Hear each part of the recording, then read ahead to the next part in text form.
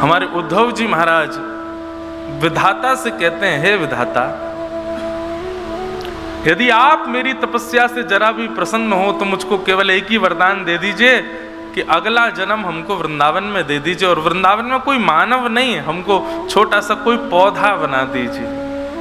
तो निश्चित है वृंदावन में मानव बन के आना तो ये बहुत बड़ी कृपा है, पर वृंदावन में वृक्ष बनकर के प्रकट होना, वृंदावन में किसी पौधे के रूप में प्रकट होना, वृंदावन में किसी पुष्प के रूप में प्रकट होना, ये भी श्री जी की कृपा है। यत्र प्रविष्टो सकलोपि जंतु आनंद सच्चित घनतामुपैति। वृंदावन की सीमा में ये बात कोई मनगढ़ंत और आपको प्रसन्न करने के लिए नहीं कह रहे हैं हम। वृंदावन की सीमा में आप श्री जी की कृपा के अहेतु की अनुग्रह के बगैर प्रवेश कर ही नहीं सकते हो, चाहे लाख प्रयास कर लीजिएगा। मैं कथाओं में कहा करता हूं, आप दिल्ली रहते हो, उरई रहते हो, अहमदाबाद रहते हो, मुंबई रहते हो, कलकत्ता में रहते हो, और मन बन जाए कि वृंदावन जाना है, तो जैसे ही मन बने तो समझ जाना हमारे बिहारी जी याद कर रहे हैं। फ्लाइट में बैठ जाओ तो समझना बिहारी जी याद कर रहे हैं। दिल्ली एयरपोर्ट से वृंदावन के लिए टैक्सी में बैठ जाओ तो समझ जाना बिहारी जी याद कर रहे हैं। लेकिन जैसे ही छठी करा से गाड़ी मुड़े ना वृंदावन को, और वृंदावन में 1 किलोमीटर जैसे ही भीतर आ जाओ, तब समझना बिहारी जी नहीं, श्री जी याद कर रही थी। क्योंकि बिहारी जी याद करेंगे तो है सके कि एयरपोर्ट से वापस लौट जाओ, बिहारी जी याद करेंगे तो है सके मार्ग से ही वापस हो जाओ, बिहारी जी याद करेंगे तो है सके कि कहीं भी आपको रुकावट आ सके। लेकिन वृंदावन की सीमा में यदि प्रवेश कर गए हो तो फिर श्री जी ने बुलाया है, क्योंकि श्री जी जब याद करें तो वृंदावन आवे में कोई विघ्न नहीं आता है। अच्छा, एक बात ये, दूसरी बात, वृंदावन आने में विघ्न केवल ये नहीं है कि आप वृंदावन आने से वंचित हो जाओ, वृंदावन आते आते रह जाओ, ये विघ्न नहीं है। वृंदावन आने का एक विघ्न और है कि आप वृंदावन आकर के भी वृंदावन को पा ना पाओ, ये भी एक विघ्न है। जैसे इंजीनियरिंग कॉलेज में जा तो सारे बच्चे रहे, लेकिन इंजीनियर बन के सब नहीं निकल रहे हैं।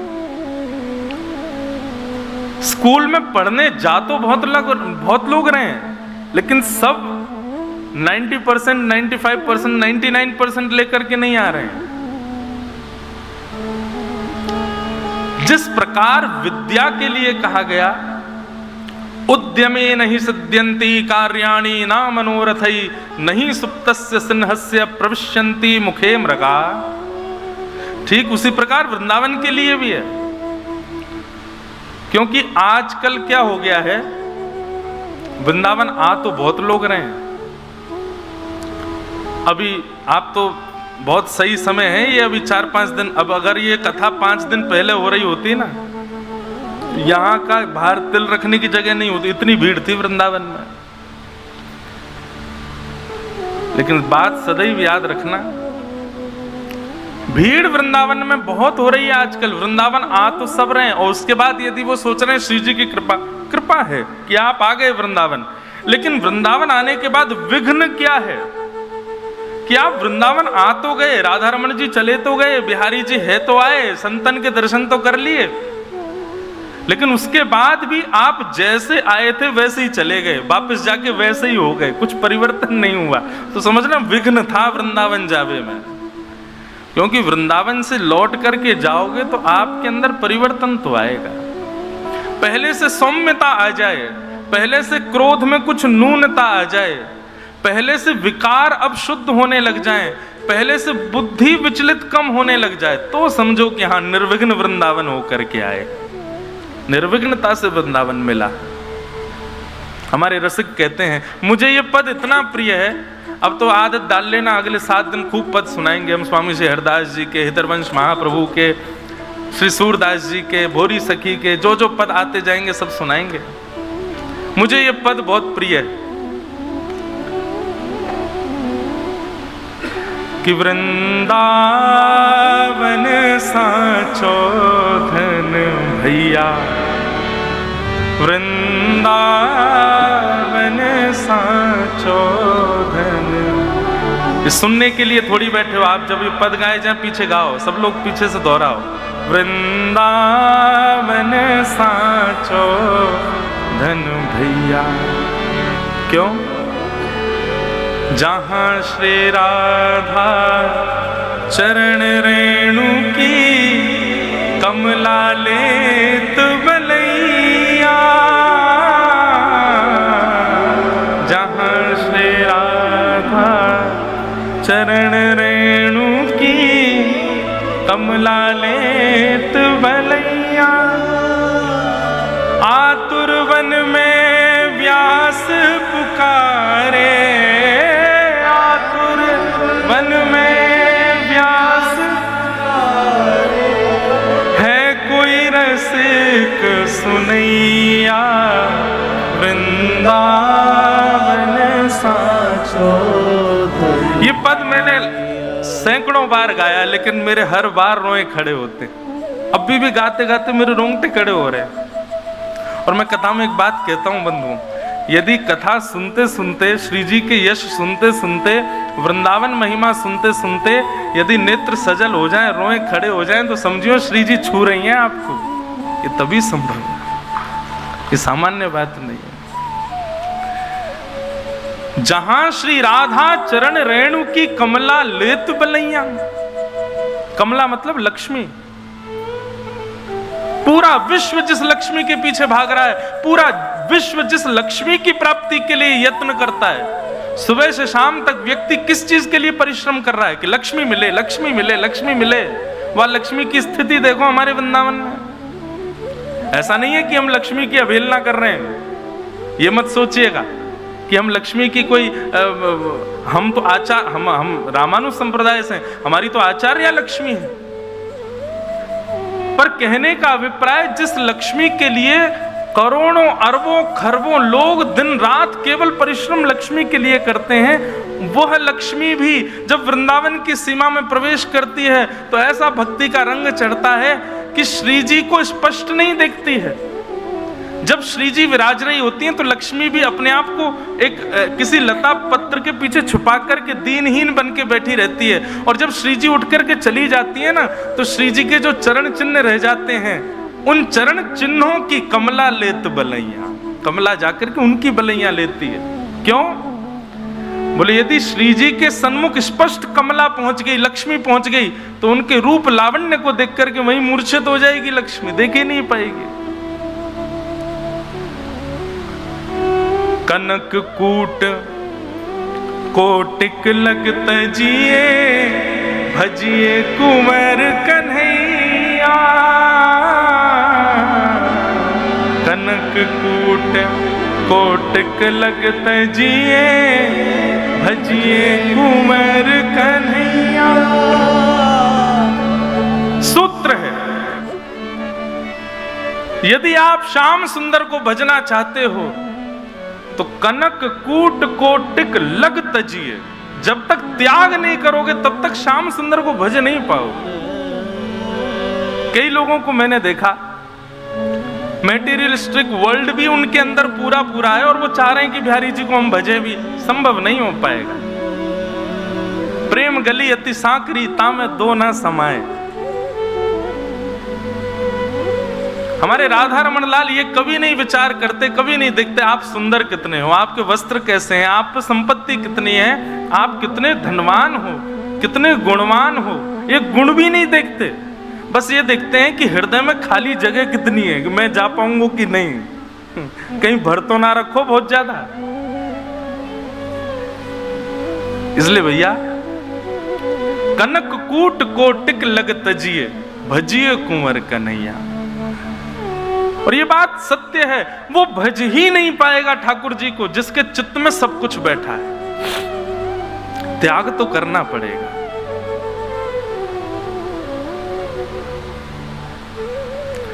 आज कथा में हमारे परम प्रिय श्री गोविंद भार्गव जी विराज रहे हैं और मुझे बताने में बहुत हर्ष होता है।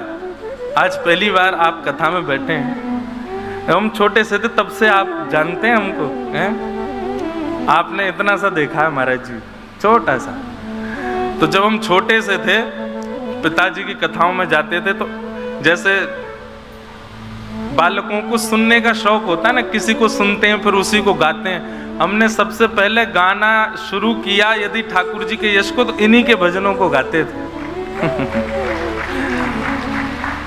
और आज वास्तव में इनको देख करके लगता है, अभी कुछ दिन पहले ही चर्चा कर रहे थे महाराज जी आपकी, कि ठाकुर जी का इतना यश गाया पर अब उस यश को आप चित्त को सुनाते हैं, एकांत में रहते हैं, बहुत कम आपको दर्शन होता है। मुझे तो 1-2 बार ही मिले हैं, वृंदावन में ही रहते हैं, पर अपने निरंतर भाव में रहते हो। मुझसे बोले अभी मंच पे आके, मैं 7 दिन आऊंगा कथा में, खूब सुनूंगी।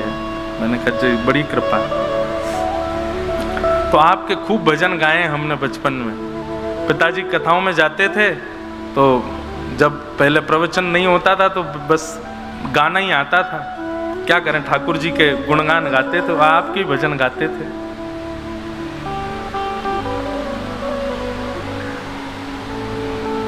मैंने शायद अपने 7 वर्षों की कथा में ये पद नहीं गाया होगा, लेकिन पहले मैंने बहुत बार गाया है। आपका ही एक सुंदर भाव है, तेरे बगैर सवरिया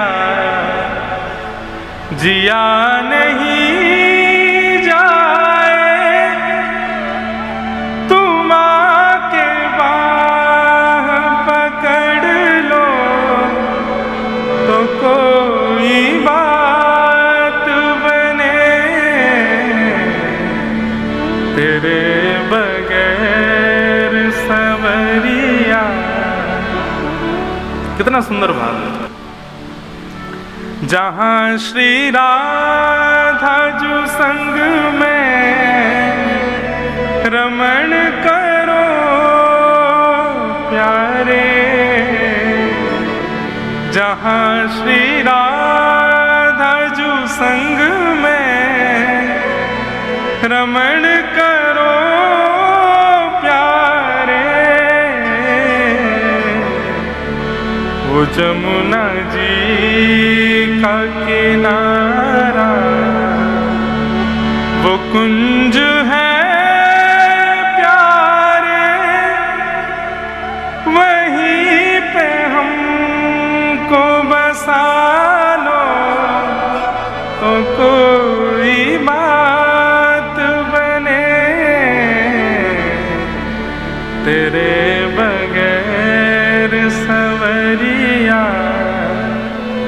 जिया नहीं जाए, तुम आके बाह पकड़ लो तो कोई बात बने,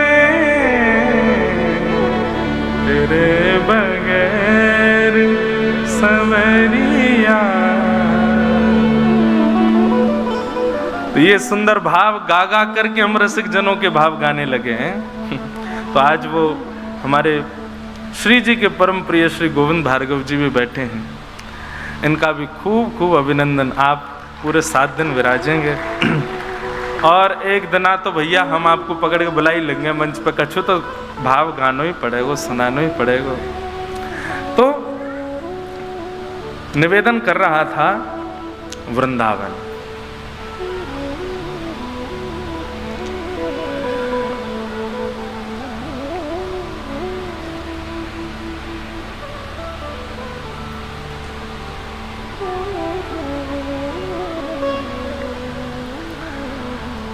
ऐसे वृंदावन में हम आप सब बैठे हैं, कथा श्रवणार्थ बैठे हैं। कुछ बातों का विशेष ध्यान रखिएगा।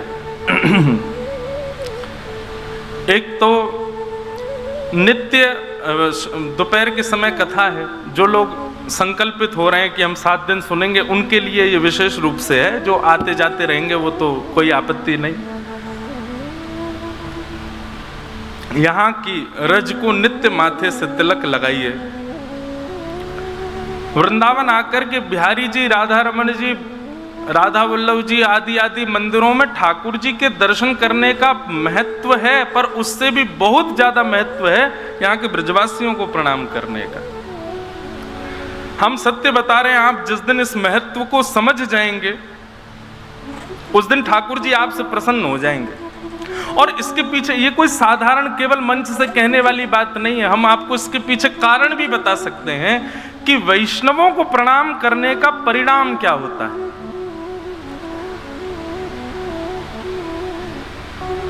भक्त के अंदर सबसे प्रिय गुण जो ठाकुर जी को लगता है वो है दीनता।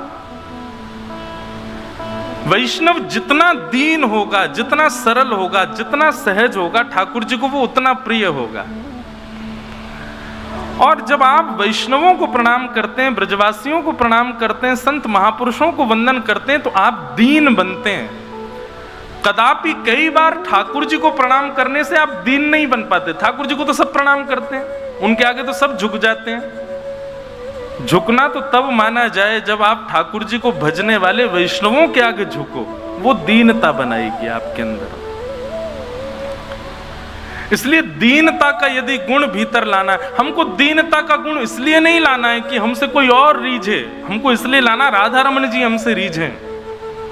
और वो दीनता का गुण वैष्णवों को प्रणाम करने से आता है। वैष्णव कौन है? वृंदावन से बाहर अगर आप पूछो तो जिसके तिलक हो वैष्णव है, गले में कंठी माला हो वैष्णव है, शिखा हो वैष्णव है, भेष आवरण से लग रहा है कि हाँ वृंदावन जाता है या ठाकुर जी को बसता है तो वैष्णव। लेकिन वृंदावन में चलते फिरते जो दिख जाए सब वैष्णव है, यहाँ तो सबको प्रणाम करो। यहाँ पर तो अयोग्य व्यक्ति जिसमें अवगुण ही अवगुण हो वो भी वैष्णव है, उसको भी प्रणाम ही करो। कई बार हमको लोग बोलते हैं, बोले महाराज जी वृंदावन में कई लोग ऐसे घूमते रहते हैं, भांग का गोला खा करके, गाल में जो है तंबाकू दबा करके, और बड़े ऐसे अजब ढंग से घूमते हैं, गलत गलत करते हैं। हमने कहा भाई अवगुण देखो ही मत ना, कैसे भी घूम रहा है, वृंदावन के भीतर प्रणाम कर लो, उसको वंदन कर लो, वो भी वैष्णव है। उसके अंदर यही गुण मान लो कि चलो वृंदावन में तो है, इसी भाव से आप प्रणाम करो। वो गलत कर रहा है वो भोगेगा, पर आप उसको वंदन करो। वैष्णव प्रणाम ये लक्षण जीवन में लाना प्रारंभ कीजिए। आप सत्य मानिएगा, आप जितना वैष्णवों को, जितना भक्तों को, जितना हरि चिंतन करने वालों को प्रणाम करेंगे, उतनी जल्दी आपके विकार खत्म होते चले जाएंगे।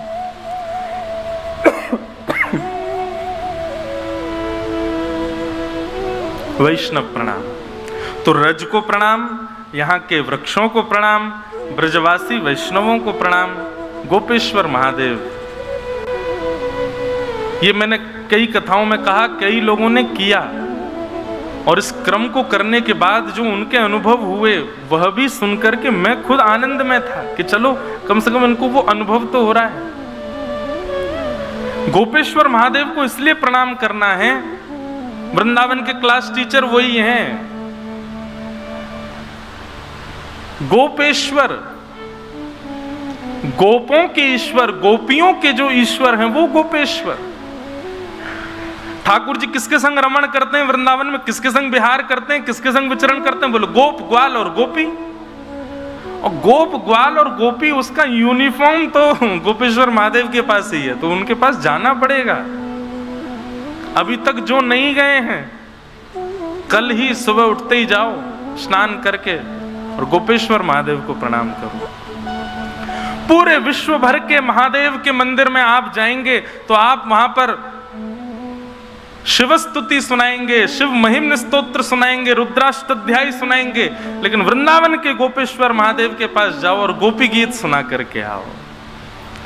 जयति तेधिकम जन्मना ब्रज, सबको याद, जाओ गोपेश्वर महादेव के पास जाओ और जाकर के वहां दर्शन करके प्रणाम करके वहीं बैठ करके गोपी गीत सुनाओ। और आप विश्वास मानिएगा, गोपेश्वर महादेव को प्रणाम करने के बाद फिर जाइए राधा रमण, फिर जाइए राधा वल्लभ, फिर जाइए बिहारी जी। एक अद्भुत आनंद होगा, क्योंकि गोपी भेष तो वही प्रदान करेंगे। मैं कहा करता हूं, फिर आप बिहारी जी को नहीं देखेंगे, बिहारी जी आपको देखेंगे। फिर आप इस योग्य हो जाओगे कि ठाकुर जी की दृष्टि आप पर पड़े। भैया इस वृंदावन के रहस्य को समझना साधारण बात नहीं है। वेद पुराण उपनिषद आदि सबसे विलग है यहाँ का रहस्य, और यहाँ का रहस्य यहाँ को भजने वाला ही आपको बता सकता है। इसका मतलब ये नहीं है कि मैं अपने आप को घोषित कर रहा हूं कि मैं बहुत भजता हूं ना, मैं भी भजने वालों से सुनकर के आपको बता रहा हूं।